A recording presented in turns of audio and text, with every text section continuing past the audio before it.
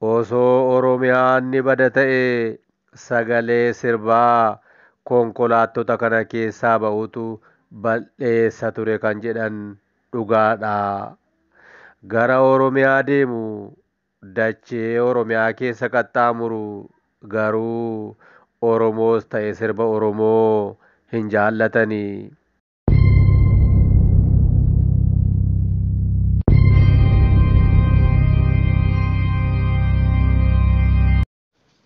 Obomboleettii 22 Asoosama dheeraa barreessaan Natnaaboon Nagaasaa Waaqjiraa Abukaatoo fi Gorsaa Seeraa Seenessaan Abbaa Seenaa Arsadee Obomboleettii 22 Kutaa 41ffaa Kutaa 40ffaa keessatti akkuma dhaga'aa turtanii sagantaan kibba Oromiyaa Kofalee irraa darbu itti fufeera. Karaa pilaasmaa Oromiyaa bara gahaa jira. Biyya alaatti illee hundumtuu Oromoon bakka jiru dhaabbatee hordofaa jira. Ijiif gurri uummata Oromoo gara Kofalee jiraachuu hubanneerra. Yeroo kanatti Kofalee irraati sirbi Nohoo Goobanaa isin waamti harmeeni. Isin waamti harmeen na dhaqqabaa isiniin jetti harmeeni.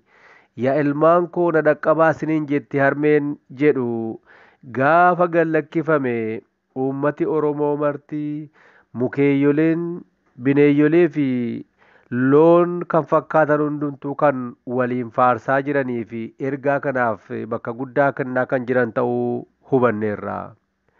Itti fufuunis sirbi Hacaaluu Hundeessaa tokkummaa yaa ilmaan Oromoo tokkummaan humnaa yaa ilmaan Oromoo tokkummaa jedhu gaafa gadhiifamu sagalee guddatee dabaluu fi dacheen Oromiyaa samiin Oromiyaa wal faana faarsaa jiraachuu dhagaa turre.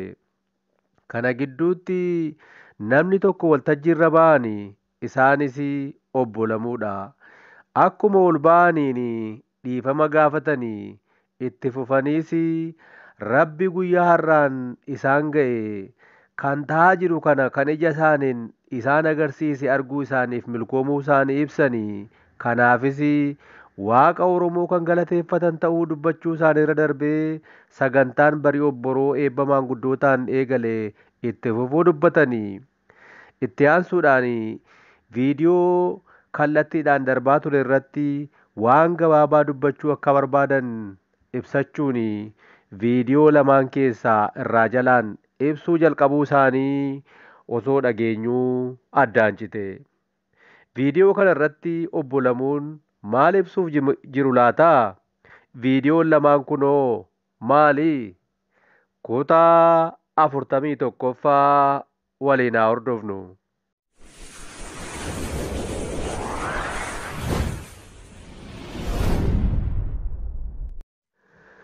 Obbolamuun viidiyoo kanarratti dubbachuu eegalanii Oromoonni Oromiyaa keessas ta'e Oromiyaan ala bakka fedhe jiraatan haasaa isaanii kana akka qalbeeffatan bakka itti kennanii akka dhaggeeffatan erga yaadachiisanii booda itti fufanii akkas jechuudhaani.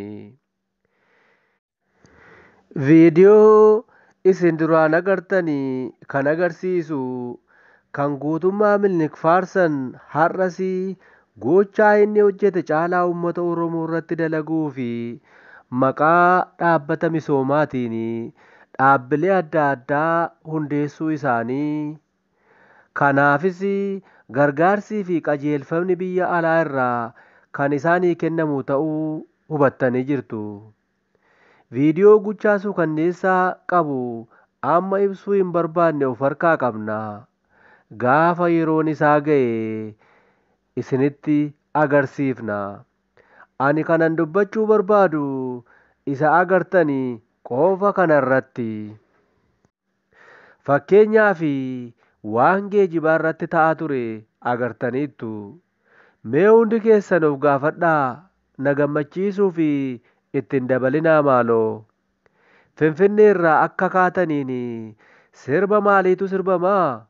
konkolaataan Finfinnee irraa gara Oromiyaatti kallattii kamiin bobba'u marti sirba Oromoo akka hin sirbisiifne sirba warra soddaa sana qofaa akka sirbisiisu ajaji kan darbe isinitti hin fakkaatu? Isaanis warri konkolaachisan jechuudha. Miseensa dhaabbilee kanaa waan ta'aniif isa hojiirra oolchaa jiru. Tiraafikoonni yeroo konkolaataa dhaabsisanii iyyama konkolaatichaa yookaan iyyama ooffaa fuudhanii maaliif gara boodaatti deemu? Matta'aa nyaachuu qofaaf isinitti fakkaataa?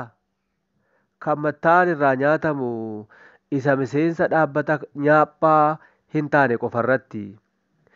Dhibbentaan 98 miseensa keenya yoo jedhanii dhageessaniittu miti? Eeyyee. Tiraafikoonni booddeetti kan deebi'anii kaardii miseensummaa ilaaluufi. Gargaartonni konkolaataas fiiganii kaardii itti agarsiisu.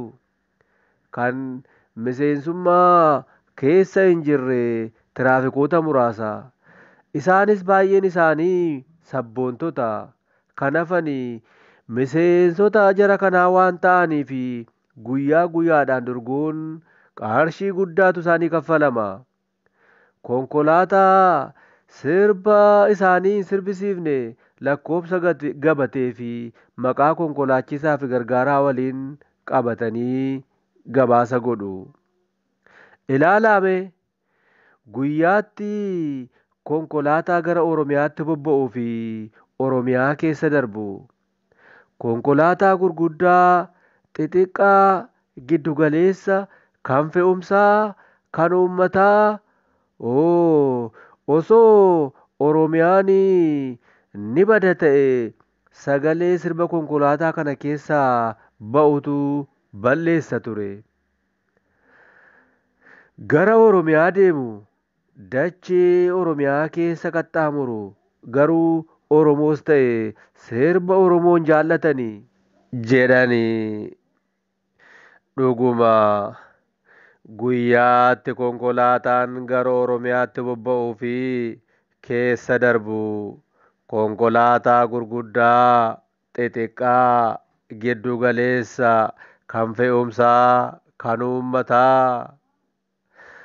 Osoo Oromiyaan ni bada ta'e sagalee sirbaa konkolaattota kana keessaa ba'utu balleessa ture kan jedhan dhugaadha. Gara Oromiyaa deemu dachee Oromiyaa keessa qaxxaamuru garuu Oromoos ta'e sirba Oromoo hin jaallatanii. Sochii farrummaa aadaa fi afaan Oromoo irratti taasifamuudha. Oromoo eenyummaa isaa jibbisiisuudha. Akka inni of hin taane gochuudha. FM Finfinnee fi magaalota adda addaa irraa darban quba qabduu laata? Afaan alagaan uummata keenya faajjessaa oolu karooraan kan dalagamaa jiru ta'uu ifa galaadha.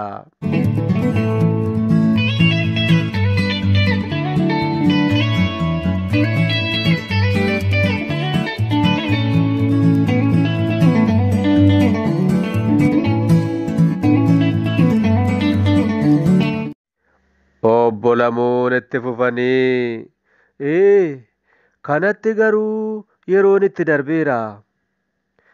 Harki walitti rukutame yeroo dheeraadhaa fi kan atattamaan dhaabuu qabu. Eeyyee kana atattamaan dhaabuu qabu. Ta'uu baannaan salphaadha. Kan isaaniin galletu jira. Konkolaataa koodii Oroo kaawwatee dachee Oromoo irra deemu garuu Oromoo jibbuu fi aadaa Oromoo irratti duulu kana yoo yaabbachuu dhiisne maal ta'u? Guyyaa tokko akka Oromiyaatti yaabbachuu dhiisnee yoo qe'ee keenya oolle osoo hin jaallatin nu kadhatu. Konkolaataa sirba Minilik sirbu hin yaabbadhu yoo jenne maal akka ta'an beektu? Yoo fedhanii dhaqanii biyya isaanii irratti haa iyyisiisanii. Kana qofa miti.